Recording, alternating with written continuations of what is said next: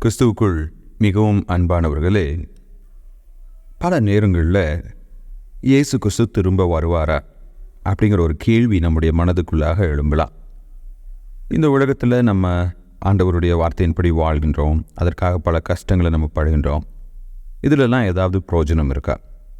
இந்த கேள்விக்கான பதிலை தான் எபிரேயர் 10:28 நாம் வாசிக்கின்றோம்.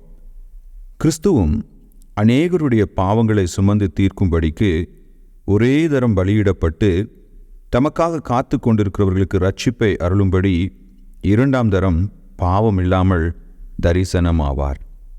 இவ்வசனங்களிலே இயேசு கிறிஸ்துவின் மரணமும் உயிர்த்தெழுதலும் உண்மையாக இருக்குமே என்றால் அவருடைய இரண்டாம் வருகையும் நிச்சயம் நடைபெறும் என்பதை எபிரேயருக்கு எழுதின ஆக்கியோன் நமக்கு நினைப்பூட்டுகிறார். இயேசு கிறிஸ்துவின் மரணமும் உயிர்த்தெழுதலும் தான் கிறிஸ்தவத்தின் உயிர் நாடி என்று சொல்லலாம். அது அப்போஸ்தலனாகிய பவுல், சிலுவையில் அறையுண்ட கிறிஸ்துவையே நாங்கள் பிரசங்கிக்கிறோம், உயிர்த்தெழுந்த வல்லமையினால் நாங்கள் நடத்தப்படுகிறோம் என்பதை தன்னுடைய நிருபங்களிலே நினைப்பூட்டி கொண்டே இருக்கிறார்.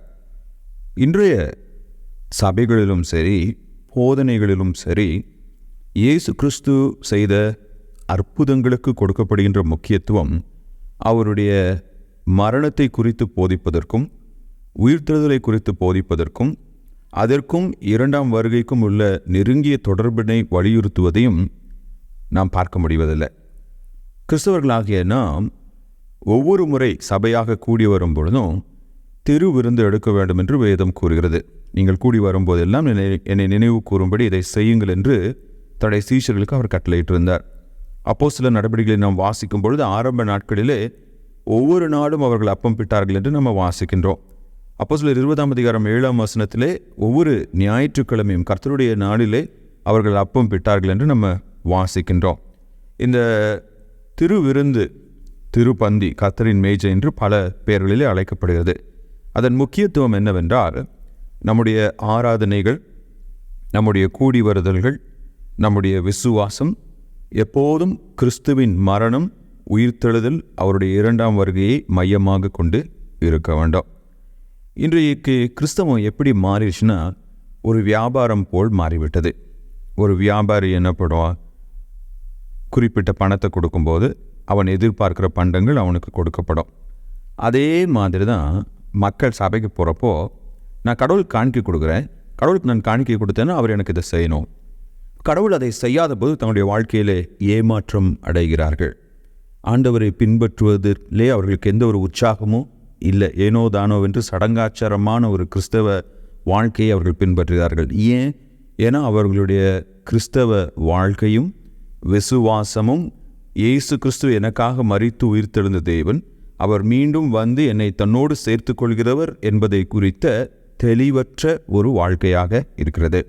இப்போ இந்த எபிரேயருக்கு எழுதின ஆக்கியோன் ஆதி சபை விசுவாசிகளை பார்த்தது தான் சொல்கிறாரு, நீங்கள் எதிர்பார்த்த காரியங்கள் நடக்கலை, விசுவாசத்தை நிமித்தமாக நீங்கள் பிரச்சனைகளை சந்திக்கிறீங்கனால திரும்பி போயிடாதீங்க. நம்முடைய ஆண்டவராக இயேசு கிறிஸ்து மரித்து உயிர்த்திருந்தார், அது உண்மை, அது மறுக்கப்பட முடியாத வரலாற்று உண்மை. அவர் உயிர்த்திருந்திருப்பார் என்றால் அவர் மீண்டும் வருவார். அவர் மீண்டும் வரப்போகிறார் என்பதே நம்முடைய கிறிஸ்தவ வாழ்க்கையை ஊந்தி தள்ளுகிறதாய் இருக்க வேண்டும். எனவே கிறிஸ்துவை விட்டு விலகாதிருங்கள் என்று சொல்கிறார். உங்களுடைய கிறிஸ்தவ வாழ்க்கை எதை மையமாக கொண்டு இருக்கிறது?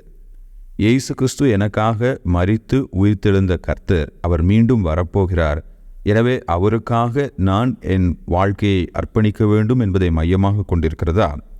இல்லை என்றால், நான் கோயிலுக்கு போனால் எனக்கு இது நடக்கும், நான் எதிர்பார்த்தது கடவுள் கொடுப்பார் என்று சொல்லி எதிர்பார்ப்புகள் நிறைந்ததாக இருக்கிறதா? எதிர்பார்ப்புகள் நிறைந்ததாக இருக்குமே என்றால் ஏமாற்றம்தான் மிஞ்சும்.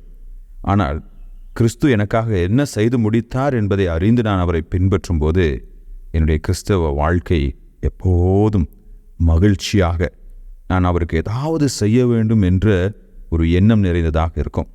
கர்த்தர் தாமே அப்படிப்பட்ட ஒரு வாழ்க்கையை நமக்கு கொடுப்பாராக. ஆமென்.